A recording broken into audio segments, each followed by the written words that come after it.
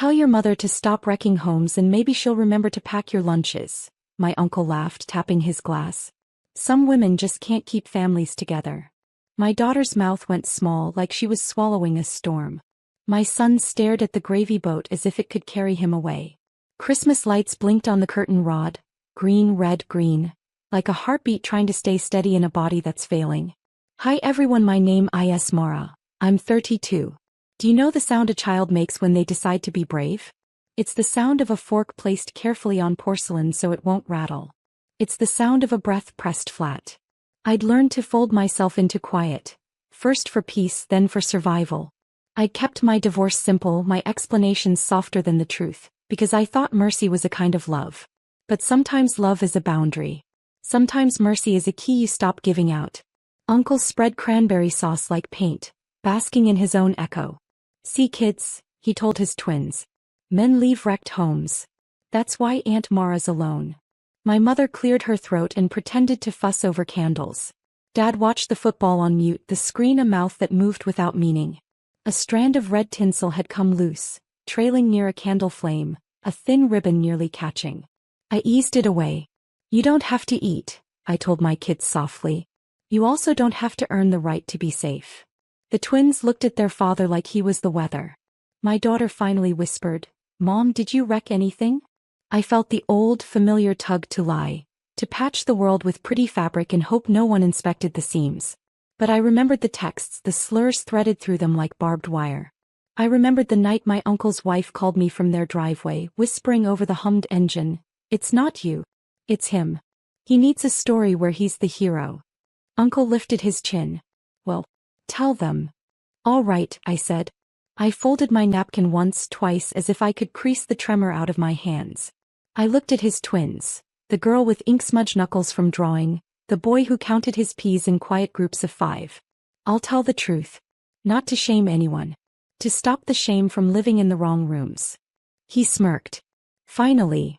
I leaned forward, low and even, and the room went winter still. Your mom didn't leave because of me, I began. She left because of what she found in the blue shoebox you keep above the garage, under the old tennis rackets behind the Christmas lights you forgot to check. The twins blinked. My uncle's smile thinned. And because of the messages tucked inside the church bulletin from 2 Easters ago, I added, my voice barely more than a thread. The ones in your handwriting. Somewhere the football game changed quarters in silence. In the tree's glass ball, my uncle's face broke into a dozen trembling reflections. The table didn't breathe for a full 10 seconds. Then the clatter of a dropped spoon cracked the air open again. Uncle's wife, my former sister-in-law, had vanished 3 years ago, leaving only a note that said, Don't rewrite my reasons. He'd rewritten them anyway. Told everyone she'd fallen for someone else. Whispered that I was the reason she ran. In small towns, rumor moves faster than oxygen. Shoebox, he said finally, laughing too loud. Mara, what are you? You kept her letters, I said. All the ones you told people she never wrote. You hid them because she begged you to stop following her. To stop showing up at her work. His kids froze. The girl looked at the floor. The boy's lip quivered. Mom whispered, Mara, not here. Exactly here, I said. This is where the lie started. Uncle's jaw worked like he was chewing nails. You're poisoning them. No, I said quietly. You did that when you used my name to make your children hate their cousin's mother. The silence after that had shape, weight, pulse. My daughter's small hand found mine under the tablecloth, her fingers warm and shaking. I just want to eat, his son muttered. Uncle's voice cracked. You think you're better than us because you read your therapy books and call it healing? I looked at him the way one looks at a splinter before removing it. Steady, almost tender. No. I just stopped mistaking silence for peace. He pushed back his chair so hard it screeched. The twins flinched. For a second I thought he'd throw something, but instead he turned to my father. You gonna let her destroy Christmas? Dad didn't look away from the TV. It was already ruined when you opened your mouth. That was the first true sentence he'd said all night. Uncle stormed out, dragging the door behind him like a bad ending refusing to close.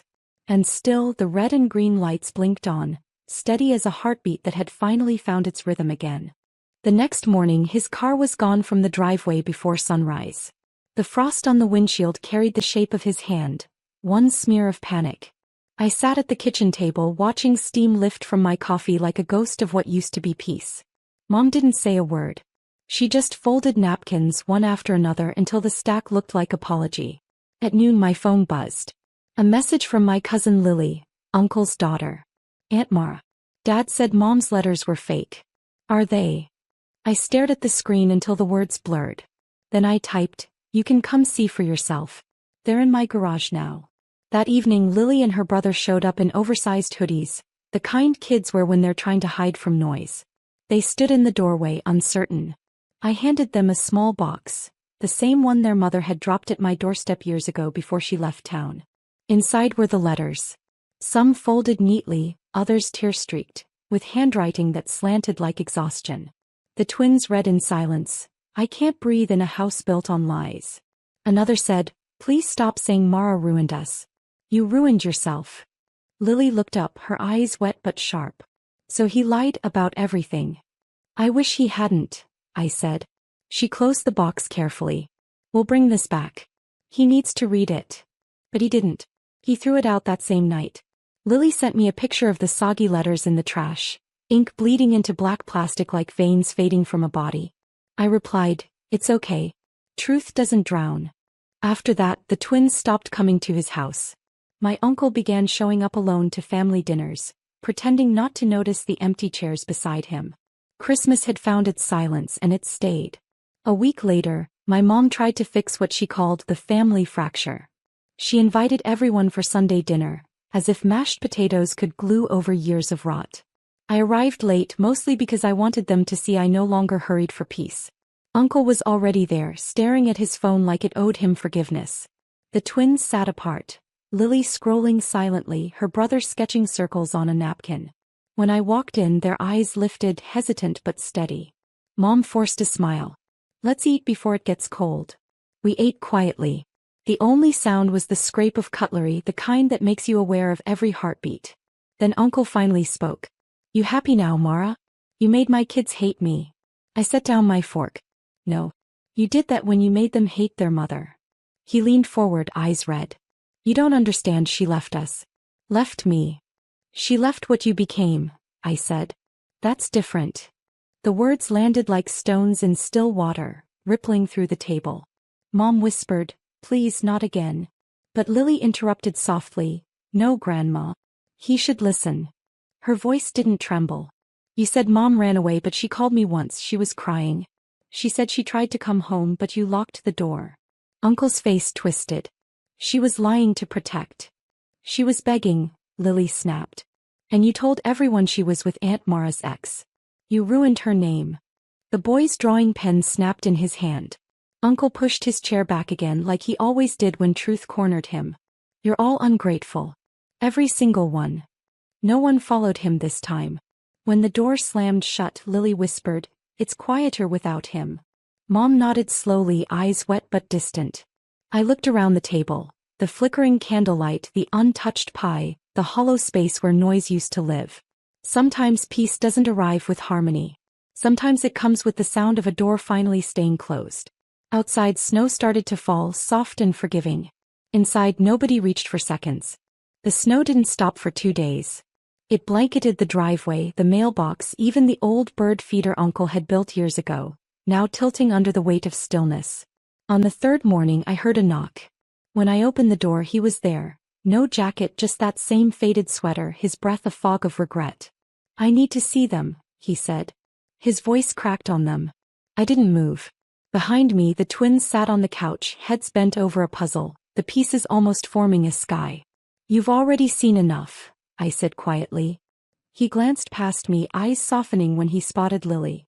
"Sweetheart, your mother's lying to you." "She's dead," Lily interrupted. "Stop lying for her too." His mouth opened, closed. "You don't know the full story." "I do," she said. "Mom told Aunt Mara everything." He took a step forward. "You turned my kids against me." I met his eyes. "No. I turned the mirror around. You just don't like the reflection." He stood there, snow gathering on his shoulders like penance. "I just wanted a family," he whispered. "Then you shouldn't have burned it to keep yourself warm," I said. Behind him, my dad's truck pulled into the driveway. He rolled down the window and called, "You should leave, David." Uncle's name hung in the air like something delicate and dying. He hesitated, then muttered, "They'll come around." "They already did," I said. "Just not to you." He walked away slowly, each step pressing deeper into the snow until his outline blurred with the storm. Inside, my son whispered, "Will he be okay?" "People usually are," I said. "Once they face themselves." We watched from the window as he disappeared past the gate. Lily slipped her hand into mine, her voice small but certain. "He used to be my hero." "Sometimes heroes forget they're supposed to protect," I said. "But truth doesn't." Outside, his footprints filled with snow vanishing clean, as if the world itself decided what to keep and what to bury. Weeks passed, but his shadow lingered like old smoke. Every call he made went unanswered. Every voicemail turned into another apology that never quite said sorry. I heard from Mom that he'd started showing up at church again, sitting alone in the back pew. People said he looked smaller, like someone had folded him wrong. One afternoon, Lily stopped by. She carried a small photo album, her mom's. "Found this in a storage box at Grandma's," she said. "Wanted you to have it." We sat on the porch, winter sunlight sharp and pale. She opened to a photo of her parents' wedding. Young, smiling, all promise and shine. Then one of her mom holding a baby, eyes tired but gentle. "She wrote something on the back," Lily said, flipping it over. It read, "If love becomes fear, it's not love anymore." Lily exhaled shakily. "She always said truth was kindness, even when it hurts." I nodded. "Your mom was braver than she knew." "She wanted to come back," Lily whispered. "But she said Dad wouldn't let her unless she apologized for being unhappy." Her voice broke and I pulled her close. "You're not her, Lily. You get to choose peace this time." We sat there a long while. Then she smiled through tears. "Aunt Mara." "Yeah. I'm glad you said it." That night at dinner, everyone was scared too. I looked out at the quiet yard, the same bird feeder leaning, the same sky trying to remember color. Sometimes love is the thing you say when no one else will. That evening, a letter came in the mail. No return address, just my name in handwriting I recognized. Inside was one line. "You were right. I built my own ruin." No signature. Just a faint smell of smoke and old cologne. I folded it back into the envelope and set it by the window. Outside, the light dimmed, and for the first time in years I didn't feel the need to draw the curtains. Spring came quietly, like the world was learning to breathe again. The snow melted off the fences, revealing the faint prints of what had once been footsteps. The twins started visiting more often, helping me plant small bursts of color. Daisies, tulips, little promises that life could start again in the same soil that had held so much silence. One morning while we were pulling weeds, Lily's brother, Evan, looked up. "Mom used to hum when she gardened," he said. "Dad would tell her it scared the birds." I smiled softly. Maybe that's why the birds always came to her anyway. He laughed. A real one this time, unbroken and whole. It was the first I'd heard in months. Later that week I saw Uncle's name flash across my phone. I almost didn't answer. But some stories deserve their final chapter. "Mara," his voice rasped. "They won't speak to me." "I know," I said. "I told lies, but it wasn't supposed to go this far. I just wanted people to think I was the one left behind, not the one who drove her away." "That's not how truth works," I said quietly. "It doesn't care who feels left behind, it just stays." He sighed long and heavy. "Tell them I'm sorry." "They heard it," I replied. "But forgiveness isn't a door you can knock on whenever you like. Sometimes it's just a window that closes and never opens again." He didn't speak after that. The line clicked dead and I let it stay that way. That night, Lily sent a photo. Her, Evan, and my kids laughing around a table piled with cookies. Beneath it she'd typed, "First Christmas without him. Feels strange. But quiet is good." I looked at the photo for a long time. The lights behind them glowed soft gold, their faces unburdened, the air between them clean. And for the first time the word quiet didn't mean absence. It meant peace. Outside, wind brushed against the window like a gentle reminder. Some storms end without thunder, they just fade into light. That Christmas the house was smaller but lighter. The table had fewer chairs, fewer expectations, fewer ghosts. We strung the same old lights along the window, though some bulbs had burned out, tiny absences glowing softer than the rest. Lily and Evan arrived with a tin of cookies their mom used to bake. My kids set extra plates, even though no one would sit in the empty spot at the end. For the first time, no one tried to fill the silence. We just let it be. After dinner, Lily handed me a small envelope. "He mailed this to our house last week," she said. "Didn't want to open it." Inside was a photo, the same one of him and their mother on their wedding day, folded carefully.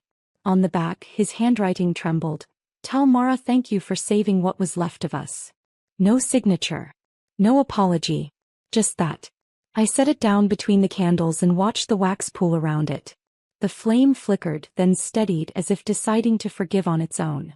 Outside, the wind carried carols from another house. Faint, imperfect, human. Evan started humming along. My daughter joined him. Then my son. Lily laughed, and somehow the laughter didn't ache this time. Mom raised her glass. "To truth," she said softly. "And to peace that doesn't need an audience." We clinked glasses, gentle like a promise not to break anything again. Later that night, when everyone had gone to bed, I stepped outside. The snow was falling again, quiet, calm, and endless. Across the street, the lights in Uncle's old house were off. For once, that darkness didn't feel cruel. I closed my eyes, breathed in the cold, and whispered to no one, "Some silences save us." Behind me, laughter drifted through the window. Warm, real, alive. The kind that doesn't echo, it stays. And somewhere deep inside, the world finally stopped spinning around his lies.